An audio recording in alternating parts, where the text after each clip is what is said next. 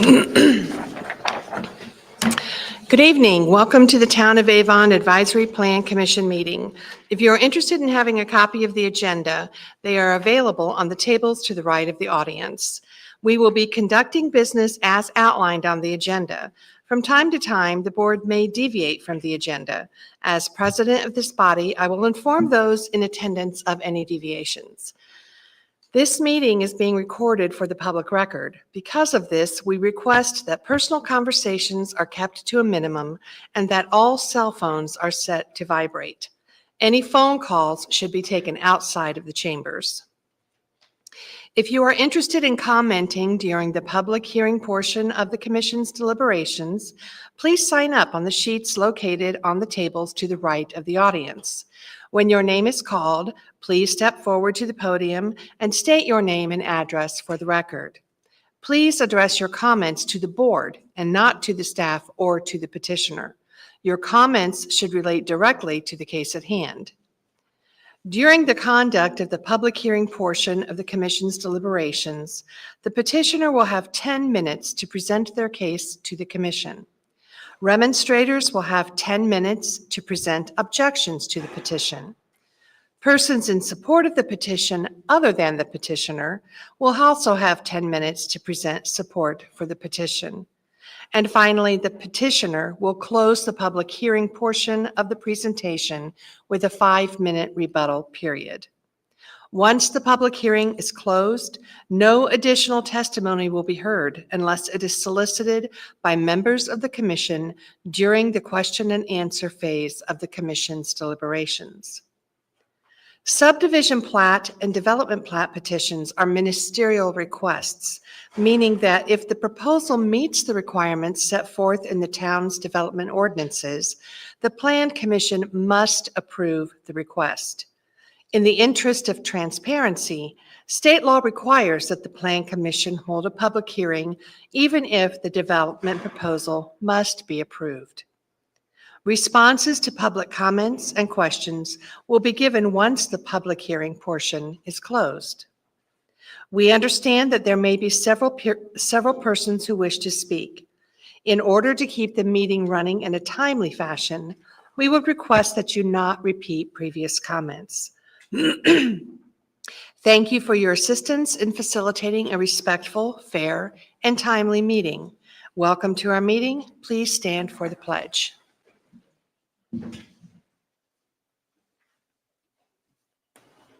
I pledge allegiance to the flag of the United States of America and to the republic for which it stands, one nation, under God, indivisible, with liberty and justice for all.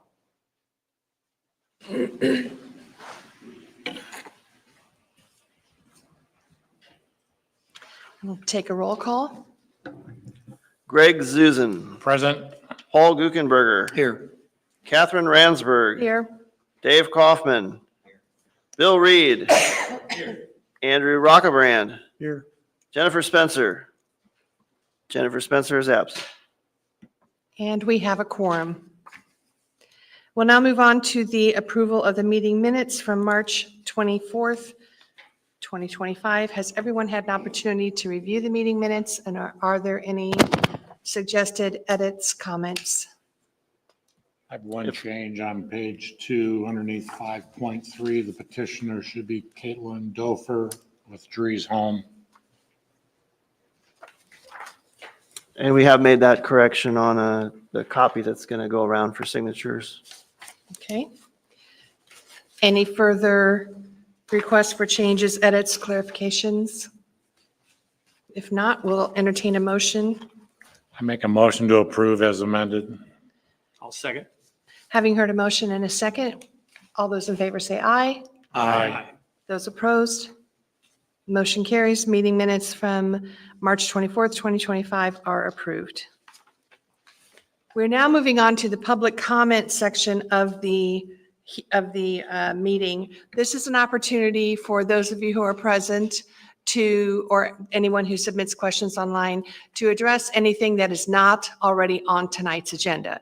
If you want to speak about things that are on the agenda, wait for that. But if you would like to speak about something else that is not on the agenda, this is your opportunity to come forward. Is there anybody who'd like to speak about anything that is not on the agenda tonight?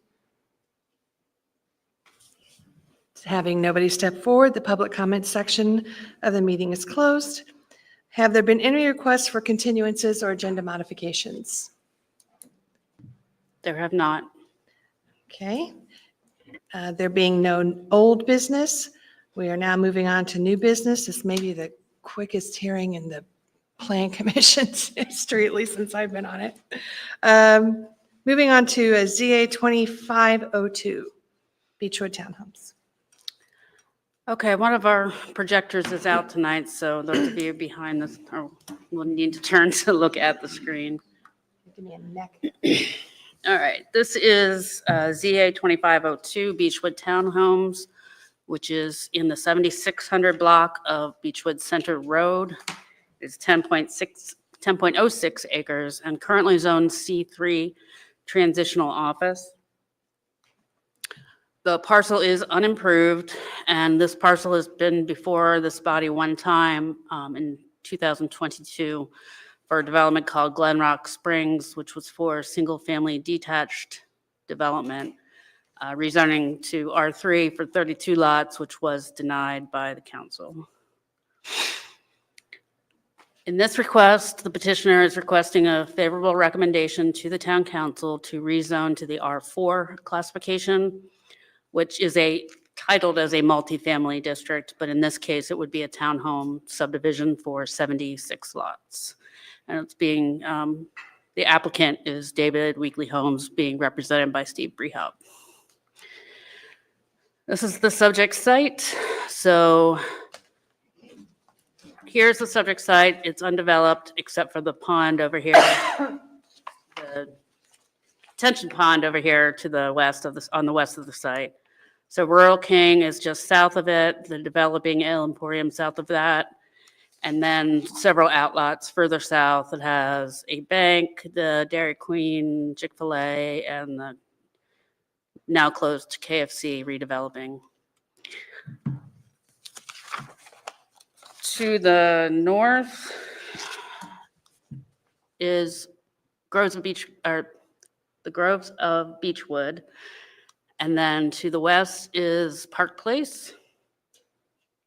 And then immediately adjacent to the site is a daycare center. The future land use map for this property recommends innovation. And that district was developed to have a place for entrepreneurs or a business incubator type use, or for educational type uses to job train folks for going into an entrepreneurial business or a new business.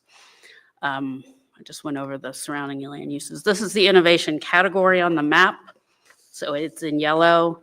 The other categories you'll see, there's a wellness one here. The purple is specialty housing, and then the blue is retail. But this one right here includes generally the subject site. And then you'll notice it includes the whole Rural King strip area, the offices to the west of Beechwood Road, and some of the outlots here. This is the existing zoning. So the blue is all C2, general commercial district, R3 over here, R3 over here, and then this isn't labeled, but it's an R2. And then this is a C3 in here. So I want to talk a little about the comprehensive plan innovation category and what staff believes is the reason for this category on this location, and the reason why it includes the Rural King Strip Center and south of that is because in 2017 there were two universities in this strip center. So Trine University and Ivy Tech were in there, and also the Rural King was sitting unused. And I believe that the committee, for the steering committee at the time, was probably looking for something new, something innovative, something to turn this center around, and then maybe expand up into the area north of it.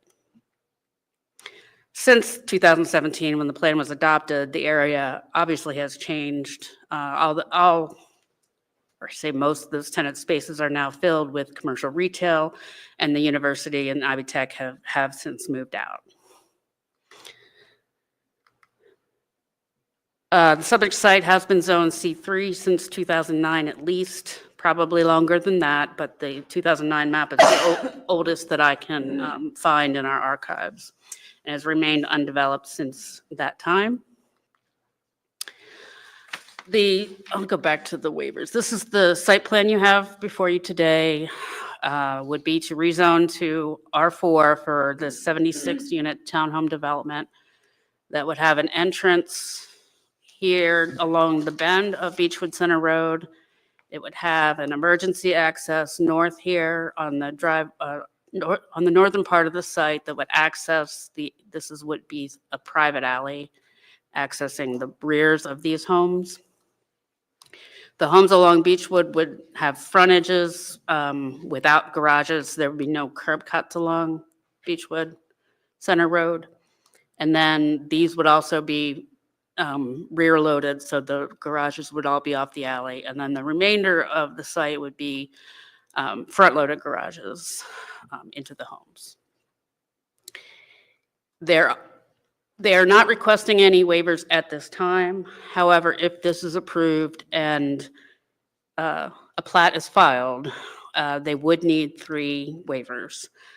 And I've outlined those here for you. As you're aware, we allow up to 49 units on one access, so they would be requesting a waiver of that requirement, utilizing a private access easement for their second access. And then let me go back to the site plan. There are 2 hammerhead turnarounds here and here, which is similar to what was approved for Village Place townhomes. In lieu of a cul-de-sac type turnaround. The fire department has reviewed this and is okay with that waiver request should it be approved. And the primary reason for the turnaround needs is for fire truck apparatus. And then the last waiver would be the width of this public street, meaning it would typically require to be 60 foot of right-of-way, and they would like to do 50 feet of right-of-way. And the Department of Public Works has reviewed it and is accepting of that waiver should it be applied for because of the 2 garage parking spots and then room for 2 spots outside of the garages, and then also on-street parking where available. I'd like to run through the zoning criteria with you. The first one is the comprehensive plan as it's adopted or amended from time to time. As I stated before, the innovation category is what's in place on this site. We believe that the reason for the innovation no longer exists in this area. Additionally, we have an innovation use that has been put in along Reagan so that the need for a innovation type of use or an incubator property has been established in Avon since the adoption of this category. We think another reason for the innovation category is to have, one was the innovation uses, and then 2 was to provide a buffer. And we think most importantly, this site needs to provide a buffer between the retail to the south and the single family to the north. And townhome uses, multifamily uses, churches, schools, and offices are all typically used and seen as buffer type uses between retail and single family development. So for criteria 1, it does not meet the innovation recommendation, but we do believe that it is consistent with needing a buffer use along this site. Criteria 2, the current conditions and character of the current structures. As stated, it's single family detached and retail, and we believe that the townhomes would provide a buffer between those 2 uses.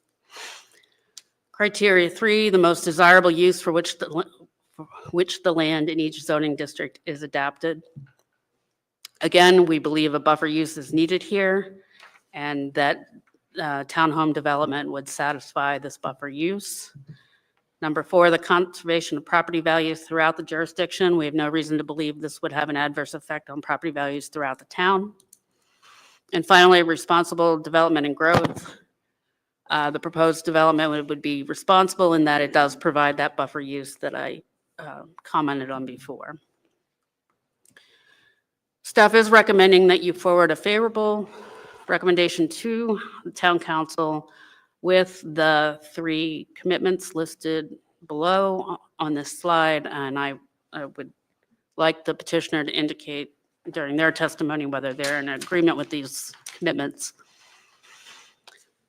I do have some renderings the petitioner submitted, although he has indicated that these are not the final renderings. This is just some grayscale elevations that have been submitted just to give you an idea of what kind of product they're looking at. But it would not be the final the final elevations that would be approved during plating. And I want to go back real quick and touch a little on traffic, because I've heard the traffic comments, a few comments from neighbors. And 76 units to some may seem like a lot of traffic, but it is really not that much traffic coming and going from this site to. No. So the subject site is zone C3. C3 permits retail uses, it permits restaurants, it permits a lot of things that can have a lot of traffic. The traffic for the permitted uses would likely be more than the traffic of a 76-unit residential development. The site will develop with something, and it's not going to make a traffic issue go away, but for a residential use, you're spreading out the AM peak over 4 hours and the PM peak over 4 hours. Yes, it's 150 cars if you just doubled a unit to 2 cars per unit coming and going, but it's not as noticeable as a commercial use that has cars coming all at 1 AM and all at 1 PM. It also, if it were to develop retail or a restaurant, would have cars coming, many more coming during any 1 hour than a residential use.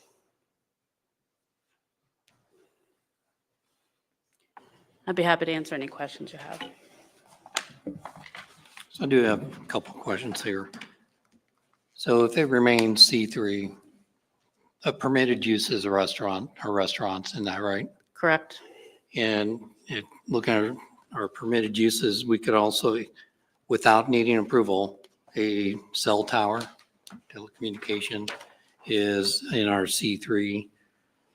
So as a permitted use, it would not require any permitting.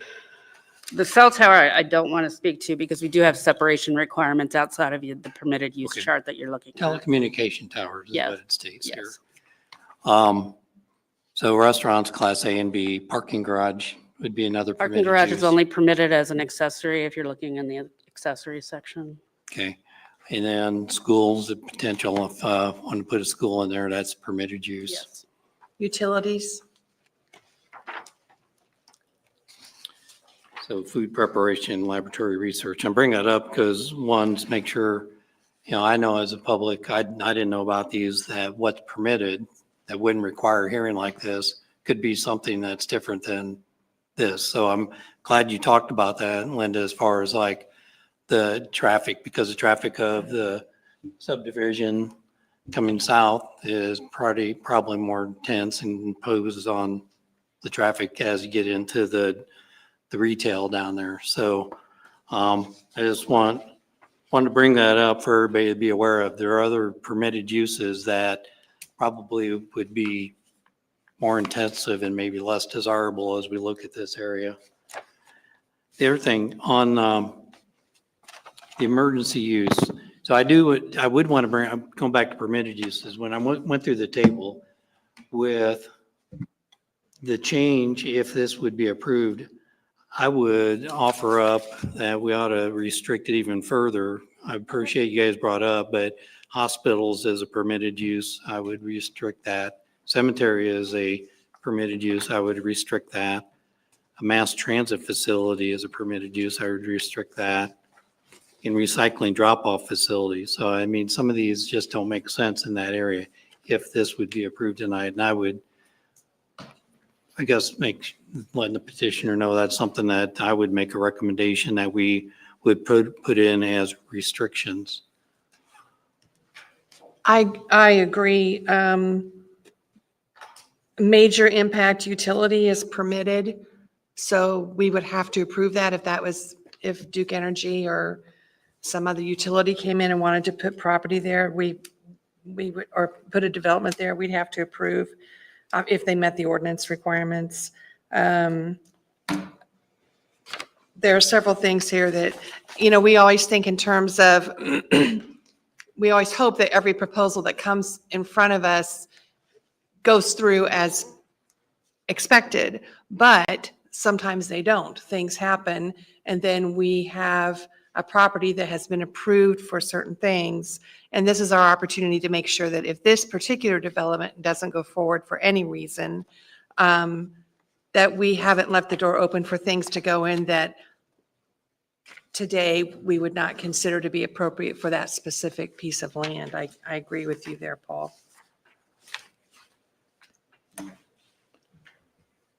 I have a couple questions. One of them is that if we're asked to rezone this for this particular development, if this development goes away and doesn't happen, does this rezoning go away? It does not. A rezoning is a legislative decision, so that's why the commitments are important to put in place so the next person that comes in to look at it could do a development like this or one of the other ones that you haven't excluded, but it would still be R4. Well, can our approval be that we'll rezone it for this Beechwood Townhome project only? Take that. You could do that, but I would probably encourage you to make your approval be specific to the characteristics of the approval. So not necessarily developer specific. We've had issues with that in the past where we limit the developer, but you could approve, like for example, you could approve the site plan as it's presented today, something like that. Does that make sense? We've had in the past where we develop only certain developments with certain developers, and they may not be in business 20 years from now, and those may not be enforceable in the future. So if if the proposed plan fell through for whatever reason, the restrictions that we put in place for this particular proposal would still carry forward to any future developer who would want to come in? Yes, yes. Yeah, Okay. commitments, they run with the land. Rezonings, they run with the land. So those things stay in place forever unless altered in the future by the town council. So are you saying that it could be as restrictive as the rezone for only townhomes? Yes, it could be, yes. Okay, which would eliminate the multi-story apartment buildings. I would eliminate everything, and the only thing you could put there are these townhomes. Okay.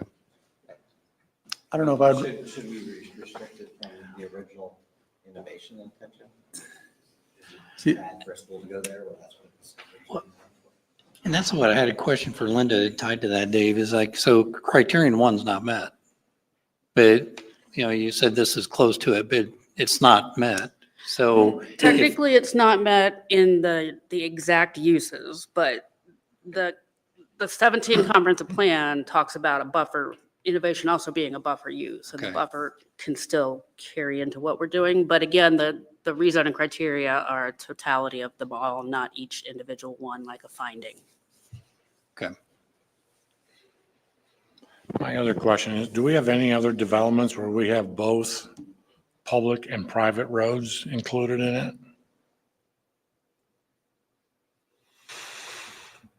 I don't know that I know of any. Do you? I don't know of any, but Oh, yeah, Silver Springs will be like that. I'm sorry. Silver Springs will be like that. The townhomes are going to be on private roads. And it's just like any other common area that they would have to maintain. It just they- happens to be a road. So they would have to plow for people to access those? Yes. things? Okay. And if they don't, then they'll call us. That's correct.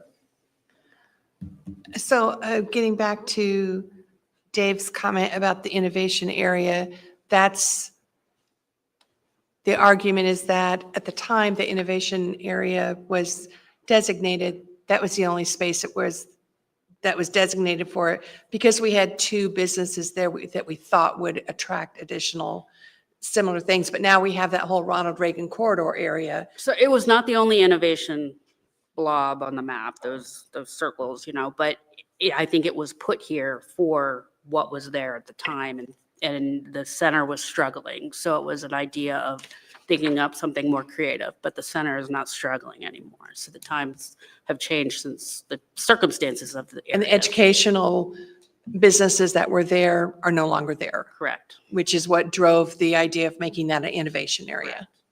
Okay. Any further questions for staff? Was there any discussion on why that was denied previously for the 32 lot? The public record has no, staff report just talks about single-family development. It was going to be single-family detached, and the other use is single-family detached, so there was no buffer. You were putting single-family detached right up against retail. Okay. Any further questions? Before we go forward, I would like to remind those who are present, everyone will have an opportunity to be heard and to speak. We ask everyone to be respectful, not only of the speakers, but of this commission and of the meeting itself. So outbursts are not something we encourage here. Petitioner can come forward.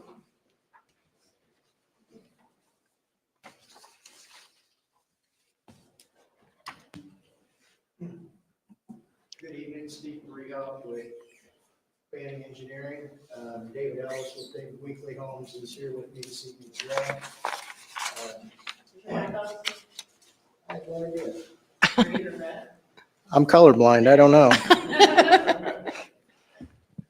that better? Yeah. I had an awful time using this the last time I was here, so we'll see if we can get this to work now. Let me flip some slides. Oh, yeah.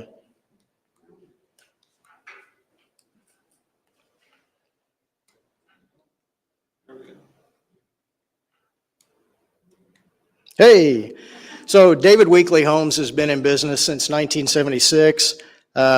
They are in these markets all over the U.S. They're relatively new to Indiana. They came here in 2011, and I believe David could correct me if I'm wrong, but I think they just built their 1,000th home here in the Indianapolis area. Again, as Linda had said, the site is located behind the Rural King north of 36 off of Beechwood Center Drive. It's a remnant parcel of the Beechwood Center PUD as far as we can tell. Linda did a really good job explaining the current land use map from the 2017 comprehensive plan and the innovation use. One thing that I'd like to touch on is the buffer idea. So this is the 2025 comp plan update, which you're currently going through the process of reviewing and amending and adopting. And you'll see that it shows this site right here, again, as a buffer from the commercial area to the neighborhood to the north, but it's showing it as a multifamily project, so more of an apartment project. And what we're proposing is a single-family attached townhome project. So these will be owner-occupied townhomes. They will not be rental, for-rent townhomes. Public access road here on the south end, private drive access to the north with a private alley. And Greg, to your point, it's the Silver Springs project which has been approved and is hoping to start construction soon, has a similar situation. The town had decided that they did not want to be responsible for ownership and maintenance of alleys. So that project also has a combination of public roadways and private alleys.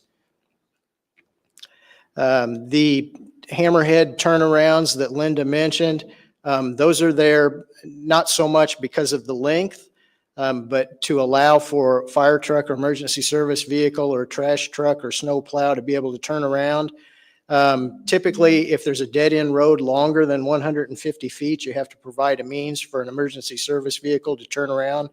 And these two roadways here, this one's 106 feet and this one's about the same. So they're well under the 150-foot threshold, but just as a convenience and to make this whole area function a little bit better, we worked with Levi Carpenter, the fire marshal, to include the hammerhead turnarounds.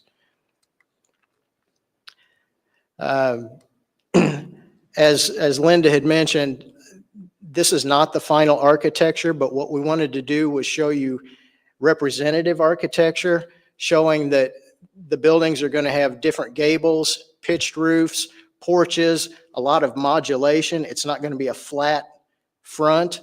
There'll also be different materials. There'll be hardy plank and cement board siding, dimensional shingles, probably brick or stone water table around the bottom as is shown on these. And again, this is not the proposed architecture. We'll come back, if successful in zoning, we'll come back at primary plat and have elevations, material lists of the actual buildings that we propose. But I just wanted to show you these this evening to give you an idea that it's not a flat front building, that there is a lot of modulation and a lot of architectural character. With that being said, I'd be happy to answer any questions that you have. I have a question. What you said at the very beginning is that these would not be available to rent. What you're saying is that these are not being built specifically to be rental properties like an apartment, correct? Right. They'll be owner occupied. Each, when you buy a townhome, you're basically buying from your outside wall to outside wall, and then your front and lawn area in the back, but they're not a for rent project. However, you understand that a person could purchase one of these and Yes. decide to rent it out. Yes, okay, just want to make sure that was made clear.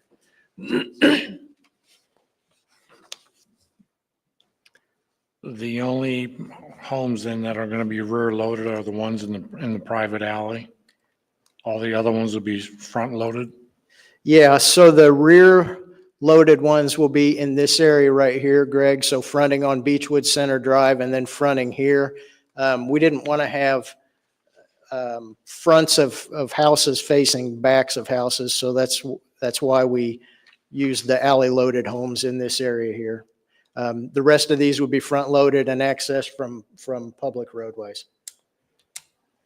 And then the emergency access drive, when you made the presentation to the council a couple weeks ago, can that be this exceeds the 49 lots because 76, so why don't we just make it a permanent egress ingress instead of an emergency? Yeah, it could be. And again, we had talked to Levi about that just to make sure he was comfortable with this alley location. But really, in functionality, it's no different than a private driveway that would connect to a public street. And I don't think you're going to have a whole lot of vehicles using that. Maybe, if I'm up here in these couple townhomes up at the north end, I might drive in and out of there, but it's not convenient for anybody else to wind around through and out and go in and out that drive. But it would provide a second means of ingress and egress. Question, can we put a cap? I mean, today these are going to be owner occupied. I buy it and I want to rent it. Can we put a restriction in there? We've all read about what Fisher's has been doing and Carmel's been doing with rental properties. So can we put a cap in there in case that does happen later on down the road? No, it is both Dan and I's opinion that it is clear by state statute that it is unconstitutional and against state statute for governments to regulate rentals at this time. I would highly discourage you from considering the owner occupation or rental in your decision-making, as well as putting any kind of commitments relating to rentals.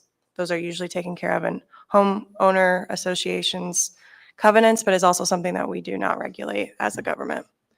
Isn't it also a violation of fair housing? I wouldn't say that it's a violation of fair housing, but it's more, there are specific statutes on point to this issue that we are not to pass any ordinance or any kind of zoning that would have the effect of regulating rentals. Is it legal for an HOA to bar all rentals within a community? To say there can be 0 rentals, or I know they can set it at 5%, 10%, whatever, but is it legal for an HOA to say all properties must be owner occupied? I can't speak to that. It's not my area of expertise to represent homeowner associations, but it's possible. I could get back to you on that. But as far as from our perspective, that's not of our concern at this time. But the town of Avon cannot get involved in that? No. Okay.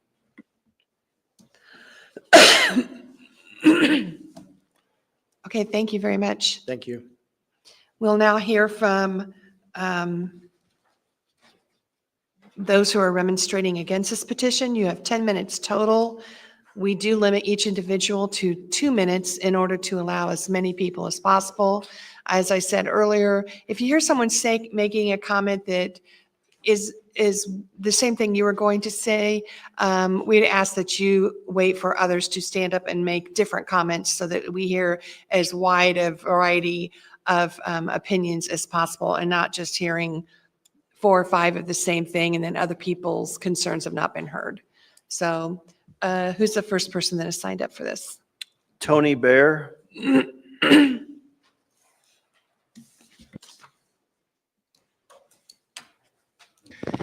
Hi, my name is Tony Bear. I live at 828 Collin Drive. Many of the faces I don't recognize, so this is the first time speaking to you, but I was here at the last meeting, so I have insight to the prior denials. I did want to say that from that housing proposal, that land, obviously it was intended for an incubator at the time, and it was to be allowed as another area.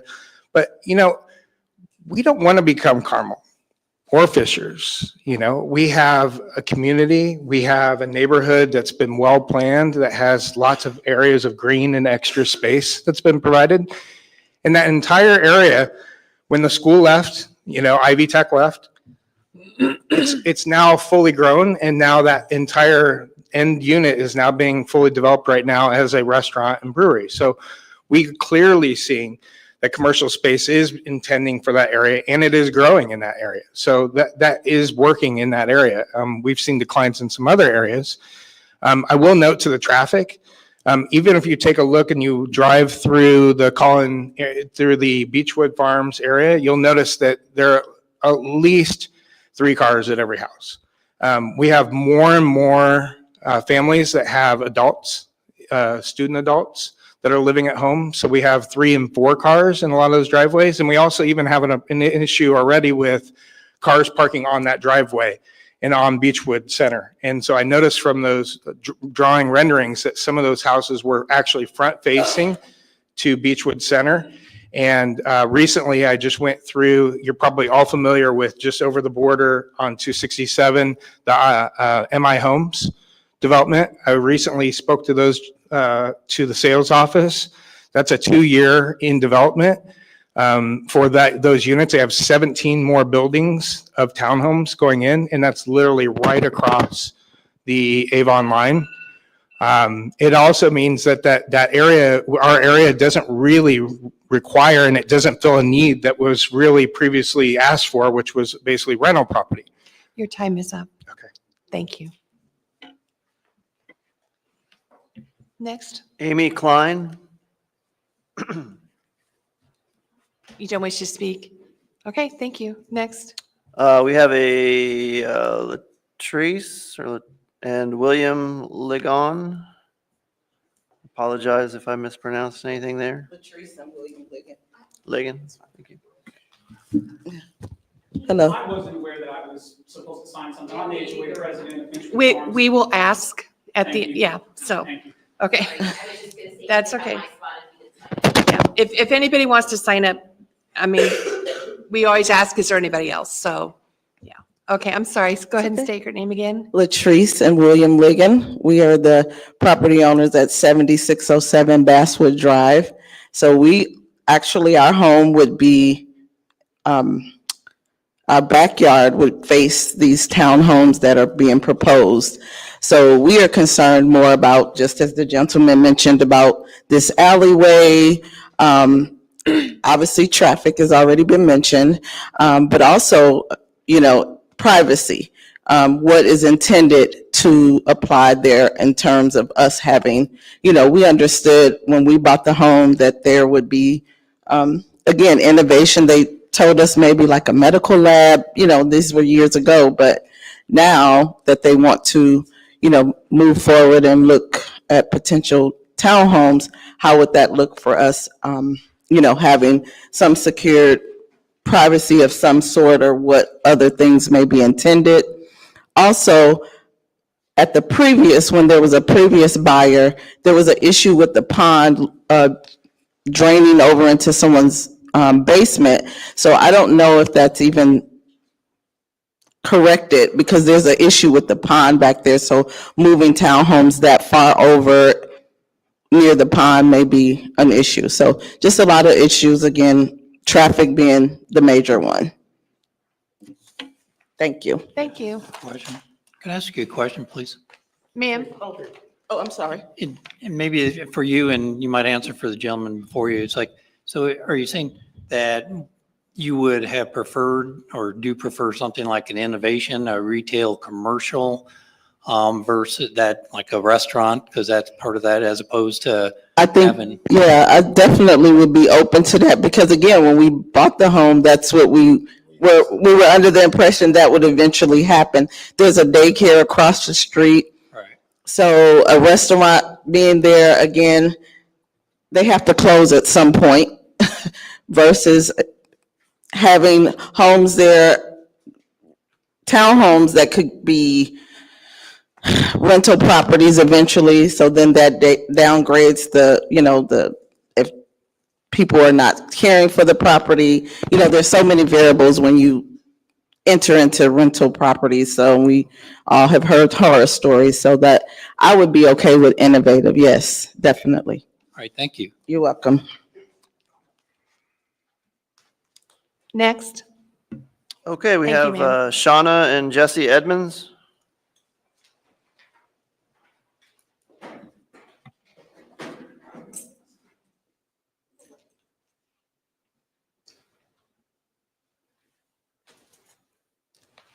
Hello, good evening, council. So I was actually here at the last meeting. Could you please state your address, please? Oh, 709 Beechwood Center Road.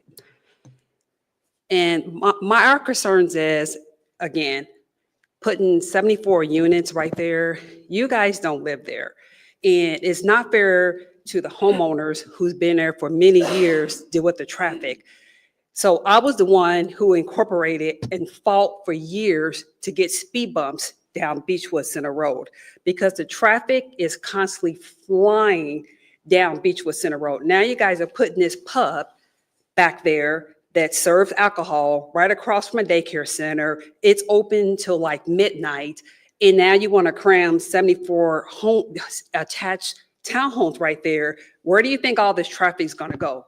That's another issue we're going to have to deal with, because now they're going to cut through our neighborhood, and it's not fair to us. When we purchased that home, we knew that the school was back there and it was growing. But if you go on the weekends, that traffic is backed all the way past the KFC, where it used to be a KFC, because you have Emmys, you have Chick-fil-A, you have Rural King, now you're going to have that pub back there, you have a workout place back there, you have a baseball place. It's too much. And it's not fair to homeowners that have lived there for many years. So I will be open to something else, like a dog park, or like the people who work from home, that they can rent like an office space and they can go in and do their work, something like that. But the 74 homes, you're going to deal with people buying those and they're going to flip them and then they're going to be renting those homes out. I personally know people who dealt with this issue in Fishers and Carmel for the same issue. So I definitely don't want to end. Not to mention the clientele might. Hey, my name is Jesse. Hey, I just want to say I'm kind of concerned with if they rent them out, what kind of clientele would be attracting, you know what I'm saying? Coming in and also coming in off the main road there, as you get in our neighborhood off the curb, is people parking on both sides of the curb, so it creates a blind spot when you come around the curb. And not to mention, it's a couple families there with like real little bitty kids. And you know, kids gonna be kids. They ain't gonna care about running in the street to retrieve a ball. That's what kids do. You know what I'm saying?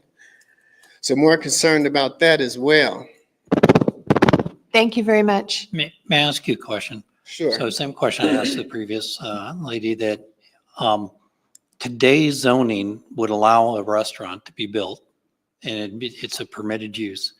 And is that something that, it doesn't sound like you would like to see another restaurant, because the current restaurant pub going in, you're concerned about too? I mean, I will be open, but really not, because you guys don't realize they have this pub out south. They have this pub in Chalcedon, and it is packed. And it's going to open at 11 o'clock and it's open Right. until midnight. So my question is, with this lot, would you want to see it? Would you be open to a restaurant going in on this lot? Because that's a permitted use. Open to a restaurant versus 74 homes. Hey, I got one better. No, you're not. Okay. How about a family like swimming pool and park area for the people in the neighborhood, make it self-serving versus putting those houses there? Thank Maybe you. something like Thank that. you. would be more Thank you. acceptable. Thank you for speaking. Next. Nick Stefani. Hello. I'm Nick Stephanie. I say that myself sometimes. So I'm the HOA president for Beechwood Farms. I've personally lived in the neighborhood for basically from the very beginning for over 17 years now. My address is 7716 Black Walnut Drive, for the record. Prepared a statement. I didn't realize there was a 2-minute limit. I'll try my best to get through this in 2 minutes. I'm representing the Homeowners Association of the Groves at Beechwood Farms. We'd like to express our strong objection to the rezoning of the Eaton property, consisting of approximately 10 acres from C3 district to the R4 classification for the Beechwood townhomes. To begin, we fully support the development of the Eaton property. However, our preference would be to maintain its current zoning, which was thoughtfully determined during the development of the Town of Avon Comprehensive Plan. The proposed request indicates that Beechwood Center Road would be the access point for the Beechwood Townhomes community, again consisting of 76 single-family attached dwelling homes. Currently, Beechwood Center Road is also the primary access road for our neighborhood. There's been no data or research has been provided to demonstrate that this narrow 2-lane residential road is sufficient to become the main entry point for the additional 76 homes. Additionally, the retail area directly south of the proposed Beechwood townhomes has recently seen increased in development. Like some of them said, I'll kind of skip over some of this that's already been provided by them, but it's already a very congested area. While the proposed request loosely supports the Town of Avon's comprehensive plan by providing specialty housing, the comprehensive plan also relies upon cluster-type development, and the area identified for the Beechwood townhomes was intentionally zoned to support the innovation cluster. The purpose of the innovation cluster is to encourage future potential for high investment growth and high wage opportunities. There's been no demonstration that a change to the current zoning of the land would better align with the comprehensive plan. In October 2022, a similar rezoning request was considered for the Glen Rock Springs community, which would be rezone the land C3 to R3 with the proposed plan consisting of 32 detached single-family rental homes. While the Planning Commission provided a favorable recommendation, the Town Council rejected this rezoning request, and noting its rejection during its October 2022 meeting, members of the Avon Town Council reviewed the 5 criteria for considerations of amendments, which include the comprehensive plan, the current conditions, and current structures and uses within each zoning district, the most desirable use for which the land in each zoning district is adapted, the conservation of the property values throughout the jurisdiction, and responsible development and growth. Much of the council's discussion in rejecting the rezoning request focused on staying aligned with the comprehensive plan, the most desirable use of the land. I'm sorry, I'm skipped down. In their deliberations, council members specifically noted that in addition to providing a transitional buffer from retail to residential, the current C3 zoning was made to support business growth and development in our community. While they understood the desire to move the land, they did not believe that it outweighed the commitment to the community as outlined in the comprehensive plan. Specifically, council members repeatedly focused on the most desirable use is that which it is currently zoned for. Additionally, comments related to the density of the projects were shared, noting a less dense proposal may be more favorable considering this new request is even more dense than the prior. Almost done. As the residents most directly impacted, we respect the landowner's desire to sell the property and fully understand and support that this land should be developed. However, we believe the development should be consistent with the town of Avon's comprehensive plan. The comprehensive plan was created to communicate to the residents of Avon what the intent and expectations are for planning and development of our community. And we believe that nothing has changed since the development of the plan, nor since the council's last consideration of a rezoning request. In conclusion, zoning laws are intended to determine the best use of land for the majority of people in the area in question. To date, there has been no evidence that this requested rezoning would benefit the community or is the most desirable use of the land. The proposed Beechwood Townhomes community would negatively impact the community infrastructure, conflicts with the town of Avon's comprehensive plan, and will cause irreparable harm to us homeowners most directly impacted because of the increased traffic and lower property values. For the reasons stated above, we strongly object to this rezoning request. And I've got a copy of this letter I can submit if anybody would be interested. And I'd be happy to answer any questions that you may have. Yes, if you'd like to go ahead and give it to Linda and she'll make copies. Yes. For us. Thank you so much. Thank you. Any questions? Okay. To answer yours that you answered everybody else, I mean, I think that, you know, there are other things we would prefer, but we would obviously take a restaurant, or I think you even mentioned a cemetery, which I think was probably at the bottom of your list. I can't speak for everybody, but I think we would almost take a cemetery before we would take these townhomes, to be honest with you. Okay, thank you. So thank you so much for your time. Next. Faith Babadi.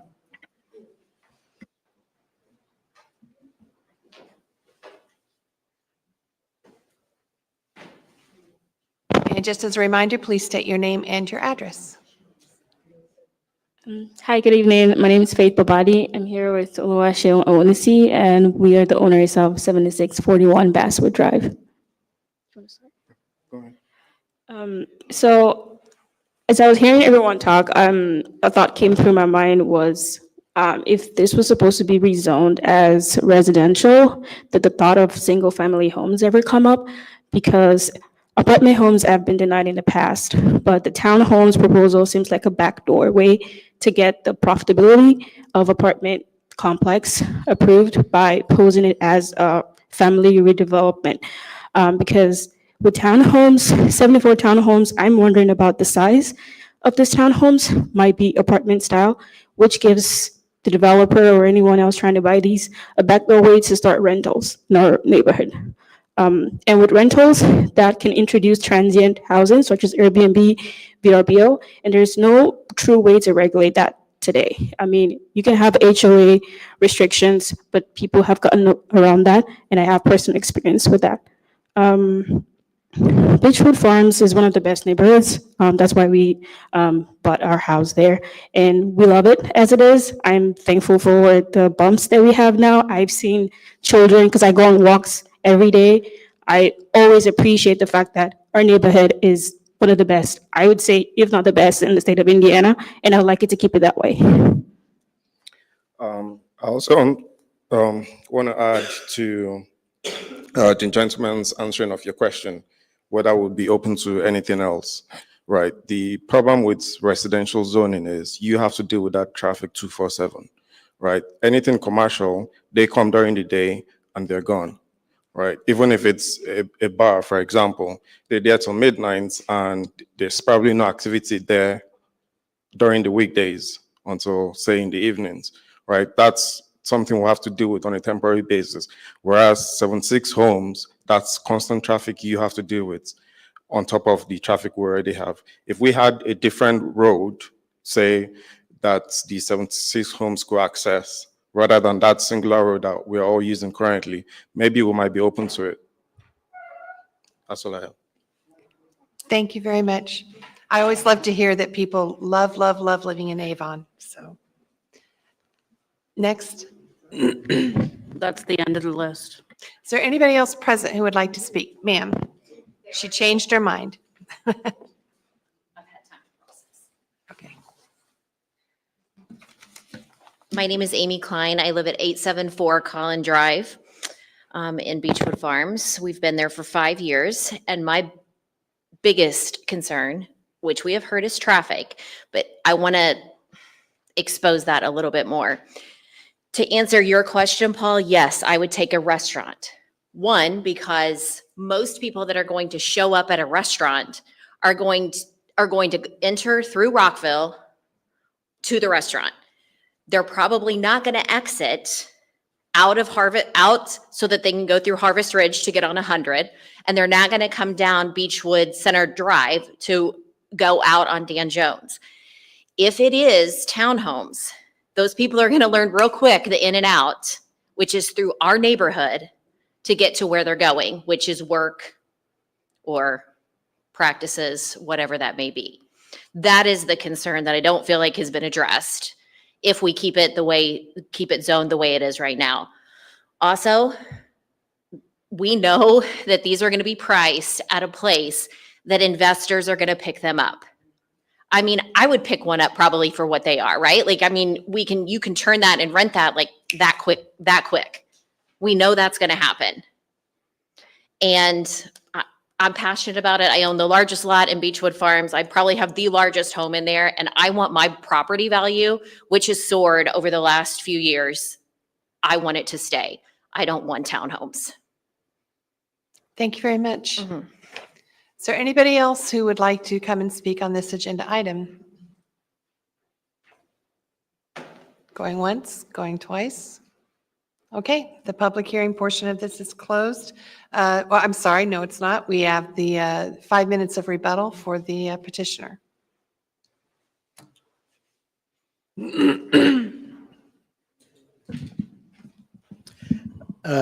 Thank you. Let me introduce David Ellis with David Weekly Homes, and David's going to address one of the comments that was made regarding the anticipated price of the units. Okay. Hi, my name is David Ellis. I am Land Acquisition Manager with David Weekly, and certainly wanted to thank the residents for their comments and certainly respect the.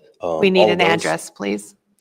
9310 North Meridian Street, Suite 100, Indianapolis, 46260. Thank you. Go ahead. I'd just like to state that while the final design of these townhomes is not complete, we do anticipate them starting at $350,000. This will be a very difficult target for an investor to come in and immediately flip for rent. It would probably be a $2,500 a month rent if somebody were to even do that, but they will be available for purchase only at the beginning. I'd also like to point out that the petitioner for Glen Rock Springs was American Homes for Rent. Okay. There were some comments on the site plan regarding buffering to the neighborhood. And one of the things that we've done, could you flip back to the site plan, please? Okay, one of the things that we've done is we've purposely set back all the way around the whole perimeter of the development. Right now, we're showing 25 feet from the backs of any of the lots to the adjacent homes to the north. It would be our anticipation that that area would be landscaped, would be screened, could potentially be mounded. At this point, we're just in zoning, but those are items that we could look at primary plat in greater detail. So we could even look at shifting that buffer around to maybe take a little bit out of the middle and provide a little bit more buffer to the north. Again, those are items that we could look at in greater detail, but we want to be respectful of the neighborhood that's there. And that's one of the reasons that we predominantly have rear yards facing that neighborhood and not roadways immediately adjacent.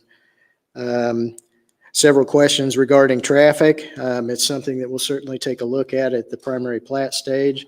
We could even do a traffic study. I think that the threshold is not met, but we could take a look at doing a traffic study and looking at the impacts on Beechwood Center Drive and if any improvements are warranted. One other thing I would note is though this site on the 2017 comp plan identifies it as innovation, the 2025 comp plan, which is currently in the process of review and development, has this identified as multifamily. So it's a completely different contemplated use for the site. There was one question that came up about drainage, and I will say that we had a neighborhood meeting at the Avon, Washington Township Library, and that concern of drainage did come up from an adjacent property owner to the north. It was a problem with flooding his basement because they had their sump pumps from the basement tied into a storm line. That storm line backs up when that pond fills up into the pipe and then goes into their basements. That pond is something that we'll have to look into in great detail when we come back with primary plat, and we'll have to make sure that that pond meets all of the requirements of the drainage ordinance. We'll also have to look at how that pond stages up and down and what can be done to keep an impact like that from occurring to the existing homes that drain into that pipe.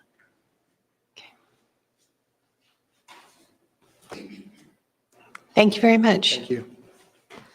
Now, the public comment time is now closed. One further request. On that slide, can you just blow that slide up so you can see a perspective of how that plot looks compared to the entire neighborhood of Beechwood Farms? Do we That's have, nearly half of our population, and I think it would help kind of show everybody who's not familiar. okay, we will do that, but I would please ask that no more comments be made. Thank you. Thank you. Can we find wasn't there a map that showed this statement or this project within the larger area?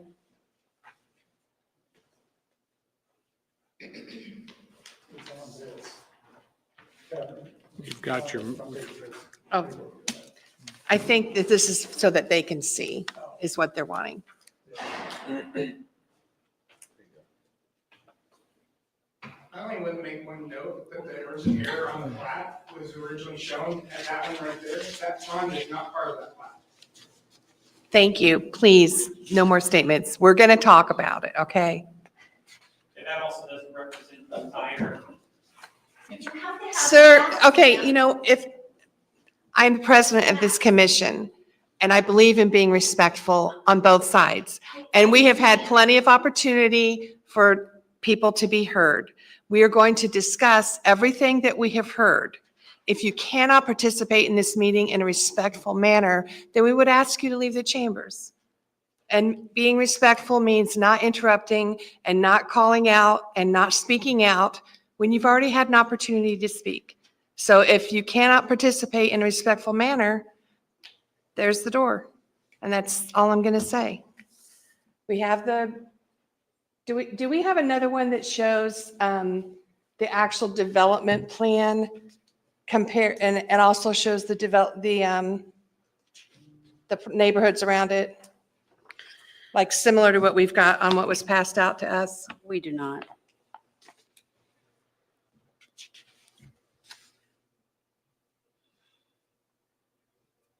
Okay.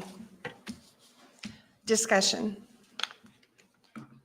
So I want to bring up a couple things I've heard here. One is, definitely it's very high density there.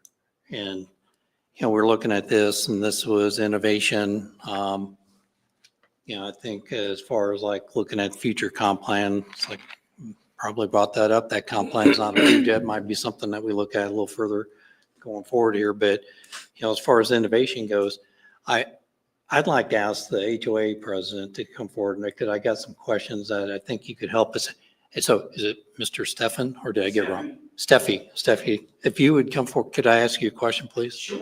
Come up to the mic. As a representative to what everybody is bringing Yes. up here, I mean, you're the first group I've heard that said they'd like to have a cemetery, or would rather have a cemetery. I will take that. I was That's quickly corrected by them. They said, we don't want a cemetery. I said that. That's good. That's good. In a joking manner. This meeting is being recorded. We need to be able to hear everyone. But it is like, the one thing that was been discussed is like, it's an innovation area, but Yes. C3 includes restaurants. And I've heard different comments, like with the existing restaurant that's going in there now, there's concern about traffic there. If another restaurant comes in to that lot, that's going to add that same amount of traffic, and concern with potential of traffic going north and not just going south. Yes. So is it really the contention of the HOA that you'd rather have it remain C3 with the potential of a restaurant or other commercial industrial going in there, as opposed to some type of residential? Yeah, it is. I understand that there is the potential that there could be restaurants put in there. But as a business owner myself, I don't see that happening, because it's not prime real estate back there. As far as for a restaurant, for instance, you don't have the visibility from 36, for instance. In my mind, I could see it being more, office type, whether that's medical offices and things like that. I think that would probably be a more feasible guess at what could go there. Could be. Yeah. I understand that there's lots of possibilities. So I had And a second- again, I think we would rather have restaurants if that's what it came to. It wouldn't definitely be our top choice, but yes. Another question I had is, does the HOA prohibit Airbnbs and VRBOs? We do not, but I will tell you, coincidentally, we are actually currently working on a petition to amend our covenants in our HOA to restrict rentals and Airbnbs. That was brought up earlier, and it is possible to do. We're actually working with our attorney, with our management company. It does require when you do it at this point in time, it does require a large percentage of the neighborhood to approve it. So it's a lot harder at this point than it is at the very beginning. So at the very beginning, it is definitely possible that it can be written into the HOA covenants that rentals are not allowed. All right. Yes. Those are my questions. Thank you very much. Thank you. Discussion. Who is responsible for that detention pond? Because it affects Park Place. I'm going to say it affects Beechwood Farms. It's going to affect this development. So who's responsible for it? Linda, do we know? So it has some history. It is currently under the tax assessor's office, is still being owned by Trinity Homes, who hasn't been in the area developing anything for years. It was never transferred over to an HOA. It went up for tax sale several times. It has not been being maintained. Greg, if you remember, the town was offered several properties by the county. One of them was a pond. This was the pond. And we didn't accept that offer. We did not. So part of this development is getting that pond cleaned up and But getting the drainage. because it's a separate parcel, though, that really, what's the impact to this property where we can? So as I understand it, the drainage for that pond was always meant to take the drainage from this site. And during plating, that will have to be proved to us that it can accept the drainage through all the calculations, but they have to get in there and clean it all up and see how it looks. And So how does that work? So Trinity Homes is still currently the owner, even though they're an absentee owner and have not maintained it. So logistically, how does that work if we have this parcel of property that is owned by the petitioner or the developer, and we have this pond that is owned by, are there conversations about them acquiring that pond? I mean, just legally, how does that work where one business do you have an answer to that? Could you please come forward and address that? Yes, I've already been in conversations with Trinity Homes, which is now Beezer Homes. They were not even aware that the parcel was deeded to them. I'd yet to reach out to the HOA president, not wanting to be presumptuous about this meeting. But yes, it will involve some cooperation between our development, if we were to be approved, and the neighboring HOA for maintenance of this pond. I don't know how it's been maintained or if it's been maintained up to this point, but the Eaton property does have a drainage easement to the pond. It has the right to drain to this pond regardless of who owns it. So is it your intention, if this is approved, that you would take over maintenance of that pond and address any issues relating to it and the neighboring homes? We would take the lead in getting the ownership of the pond cleared up, and we would hope to cooperate with the HOA on a maintenance agreement, a shared maintenance agreement of the pond. Regardless of how the mechanics work, the pond needs to be improved, and it will be improved as a result of our development. Okay, thank you. So do we need that to be resolved before we act on this?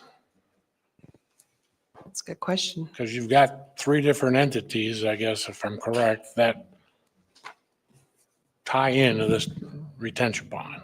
So the pond has an easement on it, and they have the right to use it through the easement. So it can be utilized for the drainage of this And property. when you say they, you're referring to the petitioner, or you're The referring owner to of the this current subject homeowners? site, the owner of this subject site has an easement on the property, and there's an easement on the pond. So it can be utilized, it can be brought up to snuff, it can be part of their drainage calculations. As far as maintaining it into the future, we don't have an agreement on that, no.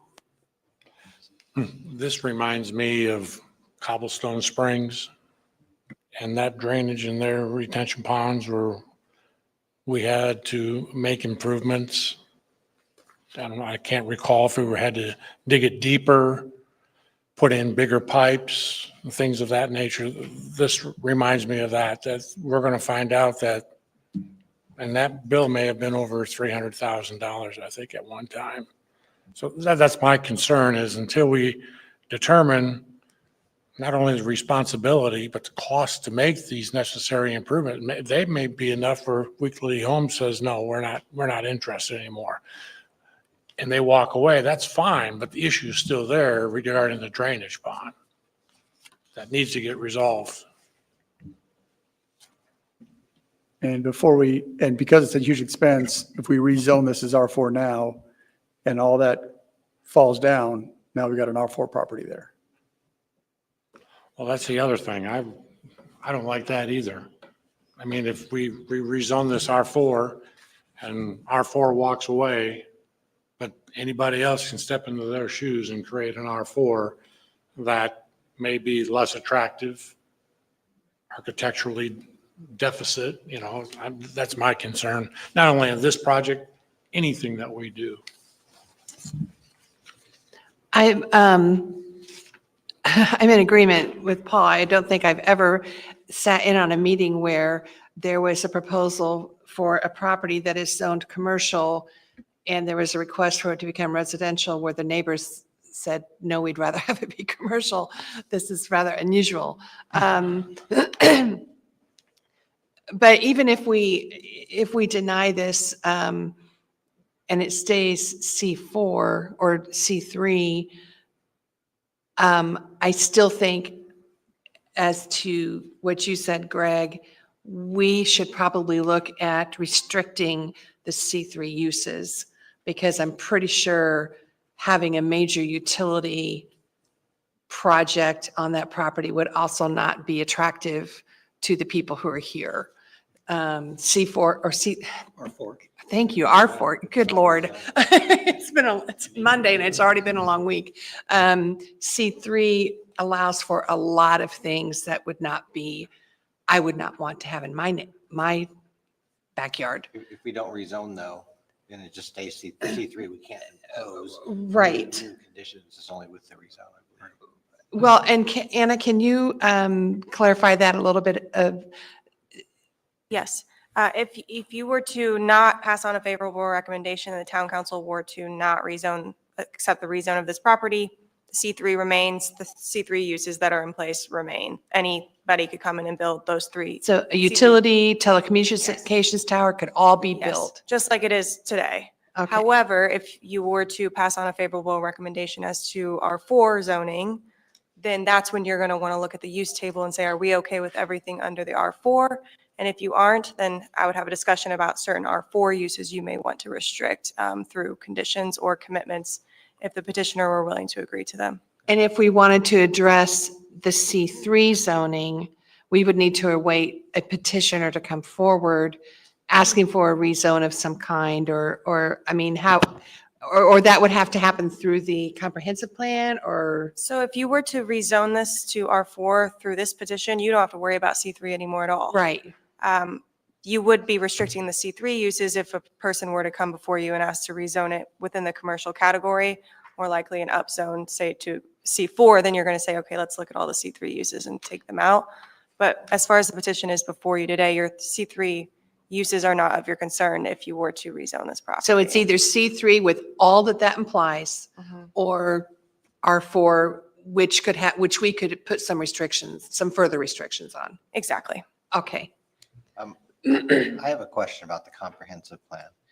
I was hearing that the 2025 comprehensive plan marks this area as being recommended to be an apartment complex, but this. Multifamily. Multifamily. That's So correct. it's not an apartment, it's multifamily. Multifamily, yes.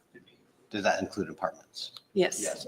So I was wondering about the staff recommendation to put the restriction to say no apartment complex if the comprehensive plan is So- reading that way. So the comprehensive plan is in the steering committee phase. None of it has gotten out of steering committee. We're still reviewing those maps, and the one he presented to you was just an idea of what the consultant said for some massing in the areas, but not laying out exact proposed uses yet or exact proposed categories in the comprehensive plan. That's why it was not mentioned by us, because it's not even close to getting to council yet. Okay, so you're saying this is what's in place now? Correct. We always go by what's currently adopted. He's just saying to you that they are looking at changing the recommendation, and I would say that is true.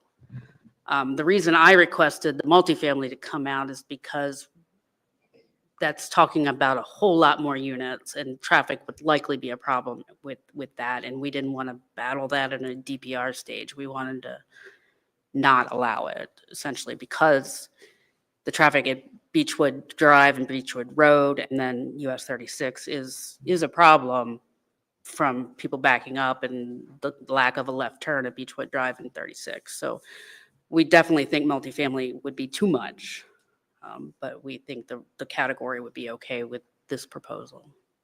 Thanks. So one of the things that, that we're seeing and has been discussed for several years is specialty housing for empty nesters.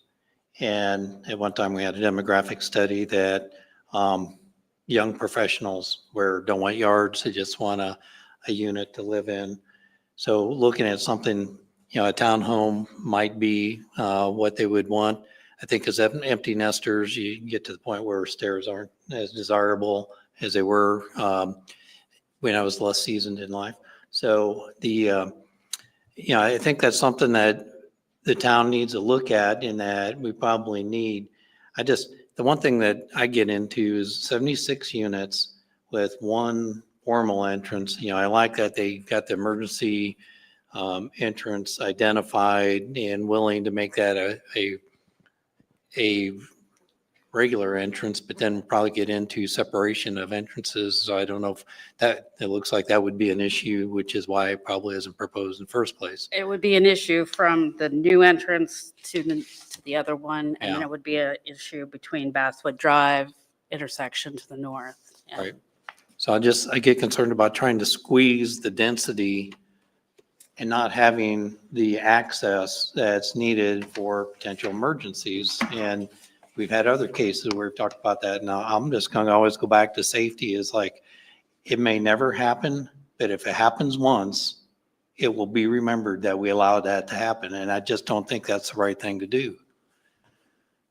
So I would say at this point, I'm not in favor of a favorable recommendation. That's my position.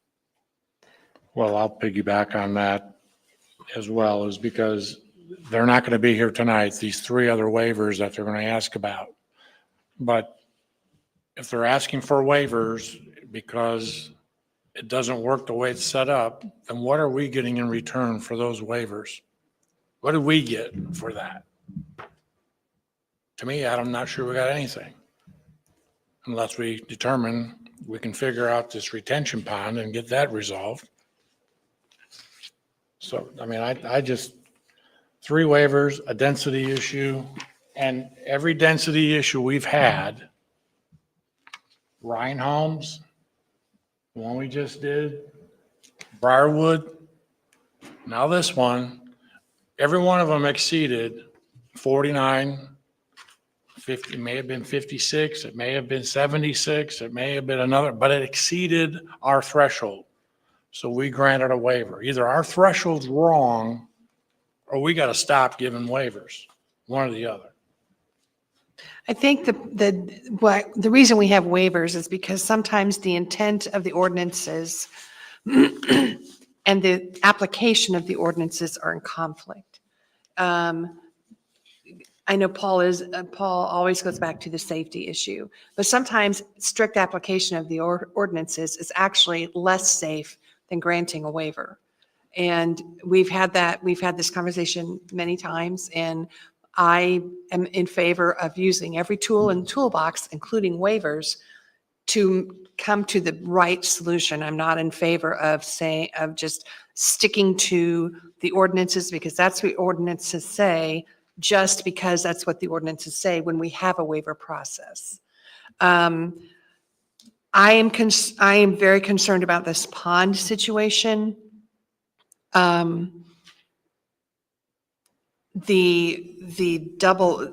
not 1,600 feet between the emergency entrance and the primary entrance, correct? How many feet? Isn't it 1,600? There has to be. No. 300? Where am I getting 1,600 from? On a local street, it's 2 lot depths. So without lots to really, So between probably the 300. public street and the emergency, the two entrances, it's 300. Okay. Where am I getting 1,600 from? Yeah, I thought it was 350 or what is it 300? It depends on road classifications. Okay. Okay. Well, and you're also very close to the Basswood Drive too. Well, yeah, that's Right. And that's the bigger, yeah. Yeah, that's the bigger one. So, but the pond situation is concerning to me. I appreciate the input about traffic because we have the Ale Emporium going in. That's a done deal. We cannot go backwards. Cannot rewrite history on that. I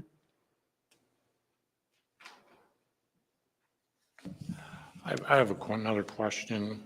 As the remonstrators came forward, I tried to identify if any of these people lived along the perimeter, and I think the only one that I could see were Mr. and Mrs. Ligon. And the Awanusis also. Okay. Okay, which one was there? Are they? Okay, so that was going to be my question. How many of those homeowners voiced, I know everybody can't be here, I get that, but did they voice their opinion to the HOA president or anybody else? Because the other ones that spoke are more on the interior side, which is fine, but I'm just looking at the demographics and the location of the people that are going to be most impacted initially. And most of them are not here tonight. Yeah.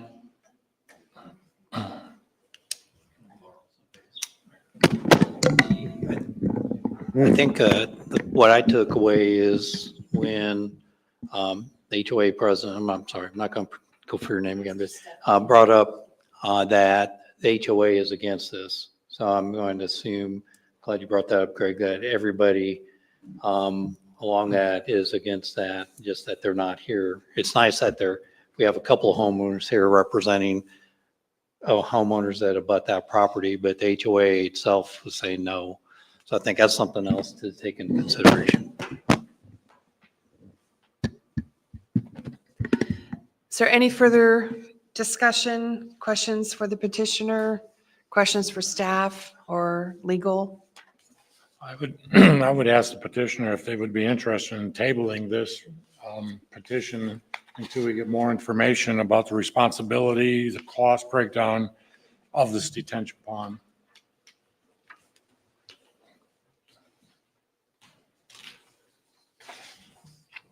Yes, we'd be willing to table it.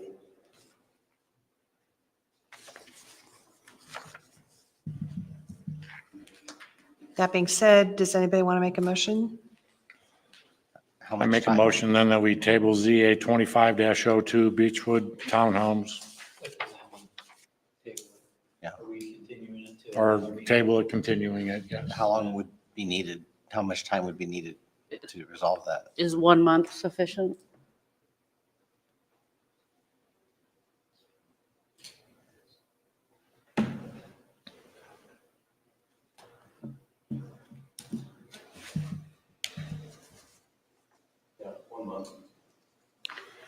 That would be May 27th, which is a Tuesday because of Memorial Day holiday. And let me rephrase it. I make a motion that we continue ZA 25-02 Beechwood Townhomes until the May 27th meeting. I'll second. Having heard any question, any discussion on the motion? Well, so I would say during that time, we should also resolve any other restrictions that the board may prefer for this. For you, if R4 is approved, what other restrictions would we recommend going forward? So that is part of the town presentation. Yeah. That's what, thank you, Andrew. I was going to bring that up Okay. to give the petitioner information because I had listed, whether everybody agrees or not, no hospital, no cemetery, no mass transit facility, no recycling drop-off facility, and then I added no live-work dwelling, because that's kind of like the apartments of residential, living above that, and no upper story residential, which seems to be kind of gray area, but I would put those as restrictions. I'd also ask that the petitioner do a commitment for the emergency access lane, just to make sure we have that. And then the petitioner even indicated they'd be willing to do a traffic study. So that's something I think I'd like to see that they address the next time it come before us. Just for everyone's information, one of the other things that is allowed in R4 is arts, recreation, and entertainment. So there could be a movie theater. So theoretically, under R4. So, okay, so do you want to go ahead and are we clear on the motion? Maybe. Mine was just informational. Just, okay, so we've had a motion and a second. Let's take a vote. Rockerbrand, I have 4 continuance, yes. Reed, 4. Kaufman, 4. Ransberg, 4. Guckenberger, 4. Zuzen. 4. Motion carries. The petition is continued until the May meeting. Could I Yes, ask one clarification regarding the motion? it was just for continuance. I understand, but one of the commitments that Mr. Guckenberg asked about was a traffic study, and we had committed to do a traffic study as part of the primary plat process. We can't have a traffic study done in less than a month's time. I don't, yeah.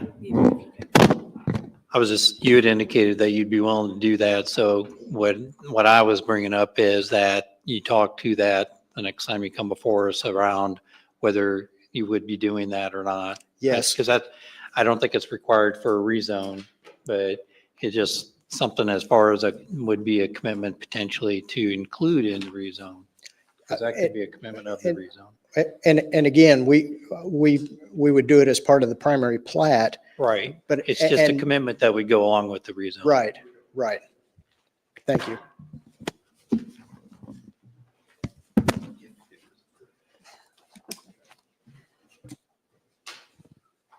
Okay. Is there any other business? do we have committee reports? I know there was no BCA meeting this month. Invoice approvals regarding, I should say, redevelopment commission, in addition to Dan Jones Phase 3 utility relocation agreement, the awarding of the 2025 CCMG paving project, and 2025-04 no excess AV as well.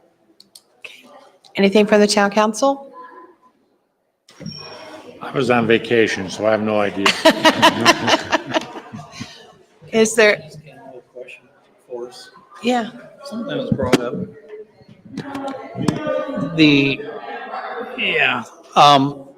I think Greg brought it up about the ordinance on rentals that Fishers is doing, but it sounded like you and Dan say that's not something that should be done. Could you clarify that? Yes, I'd definitely be happy to have more of an in-depth conversation later on about this, but yes, we are aware that those ordinances are going through right now. It's the talk of the town amongst planning lawyers. There's definitely a differing of opinion on whether or not it's illegal or unconstitutional. Obviously, there's one side of the argument and the other, but I'd be happy to tell you why we don't think that you should be considering that.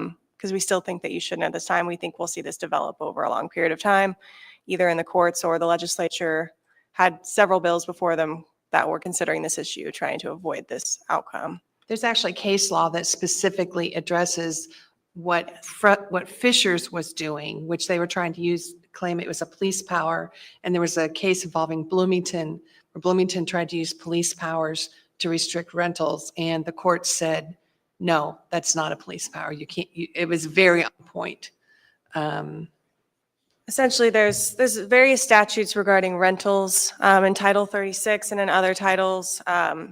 And they all deal with the idea of, what is the government's power to be involved in this situation and pass either ordinances or pretty much approve or not approve certain ordinances or zoning map changes based on rentals.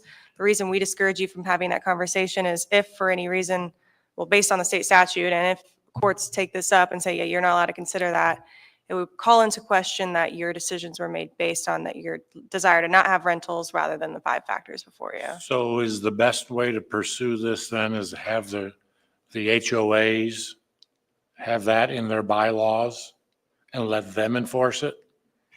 We can't force them to do that. That's the issue. We can't require HOAs, them to have an Sounds HOA. like, not to use Mr. Stefani there, but they're considering putting that language into their bylaws. My concern is that they'll run into is the percentage of approval ratio is so high that It's you may not 75 get it's enough people 75%. to approve it but if we could maybe pursue it from that angle, but. Yeah, and I mean, HOAs, they pursue anybody. If you're part of an HOA, you can sue your neighbor for being over a threshold. So that's the mechanism. They can sue each other within their own regulations. That's their mechanism to enforce them. The other thing to point out, and this was brought out at the I actually watched the Fishers Town Hall meeting when that happened. But the other thing is that if this does goes to court, and if Fishers loses, which I believe they will based upon the current reading of the statute, the plain language reading of the statute and the case law, the city of Fishers has to pay for those legal fees. And it will be several $100,000 that the taxpayers who live in Fishers will have to foot the bill for. And that's not something I want to see Avon having to explain to our community why we decided to do something that was very risky, absent some change in the statutes. That's my thinking. So I have one other request aside of this. We run into it again tonight. We run into it almost every meeting. We need, in your little dialogue at the beginning of the meeting, to let everybody know they're on notice.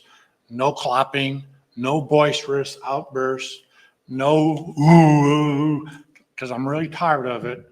And we tell them, and just, if we need to have a police officer here and start escorting people out, then it's time we do it. I apologize for the beginning. I'm not saying you, Nick, but I'm just saying. I did not agree with any of that either. I am here on my own. I'm here to represent the I don't want us to be like some of the town halls that we've seen where there are police officers. Historically, it's only been very recently that we have had people doing that, and it was Well, that's about why a we very need to talk about it on front end, so they're made aware of it. So yeah. So ignorance doesn't there take may be over. some more additional language added to We need to update that anyways. Maybe we Yeah. can propose something for you next month. Maybe, Yeah. maybe not read it, but the thing she reads at the beginning. Regular public, and I've been there in meetings, they don't know that it's comments, it's not question and answer. And so the thing that we do, and I think your statement alludes to it, but it's like you can ask questions, but we're not necessarily going to answer that. A lot of us write down the question so we can have that as general discussion. So somehow to educate the public that you got 2 minutes to make a comment. So if you got questions that you'd like to see answered, do that, but it's not a question and answer. Because that's where I think the frustration gets into is like, they want come to look for answers, and really question answer was to talk to you guys before the meeting to get that information. And so maybe there's some marketing done with the HOAs in town to let that be known, especially in areas that could have potential development around that. And if you'd help pass that along, because that really I is. would appreciate that information. I would gladly pass that along to, our homeowners so they better understand the process. Well, and honestly, it's just common courtesy. Is there anything else that we need to discuss? Otherwise, it is only 8:05. I would like to say we're done. Motion to adjourn? Second? We're adjourned.